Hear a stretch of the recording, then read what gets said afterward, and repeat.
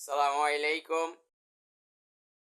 ইসলামী আন্দোলন বাংলাদেশকে বিএনপি 30টি আসন অফার করেছিল। পীর সাহেব চরমনাইকে তারা ফোন দিয়ে আমন্ত্রণ জানিয়েছিল। পীর সাহেব চরমনাই তাদের এই আমন্ত্রণ নাকচ করে দিয়েছেন। বলেছেন, আমরা নীতি এবং আদর্শের রাজনীতি করি, 30 টাকা 300 আসন দিল আমাদেরকে আপনাদের পক্ষে নিতে পারবেন না। যারা শরিয়া আইন বিশ্বাস করে না, যারা এদেশে ইসলামী হুকুমত প্রতিষ্ঠিত হোক চায় না, যারা ইসলামের বিরোধিতা করে, যারা বলে পশ্চিমাদের উত্থান হয়েছে, যারা কথায় কথায় মৌলবাদী বলে, তাদের সাথে আমাদের জোট হতে পারে না। যারা দেশের আলেমুল আমাদেরকে কটূক্তি করে, যারা আলেমুল আমাদেরকে তুচ্ছ তাচ্ছিল্য করে, তাদের সাথে আমাদের কোনো জোট হবে না।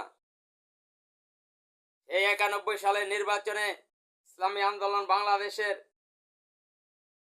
সাবেক চেয়ারম্যান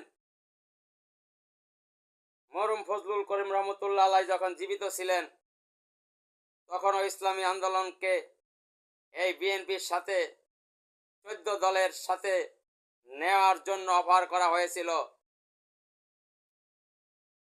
তখন মরহুম পীর শাহ হুজুর রহমতুল্লাহ আলাইহি তাদেরকে 8টা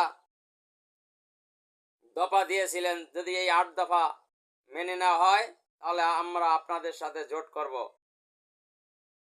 তখন তারা আমাদের এই 8 দফা মেনে নেয় নাই।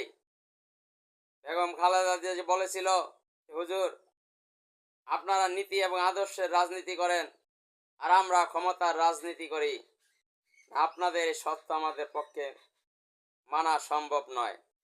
তখন আর তাদের সাথে জোট হয়নি। ইসলামী আন্দোলন বাংলাদেশের রাজনীতি করে নীতি এবং আদর্শ, ইসলাম দেশ ও মানবতার পক্ষে,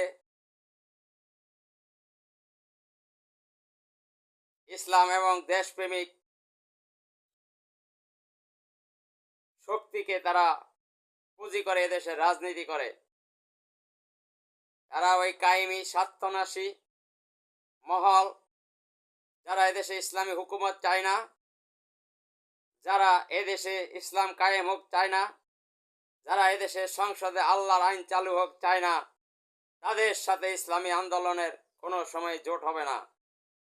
ইসলামী আন্দোলন ইসলামের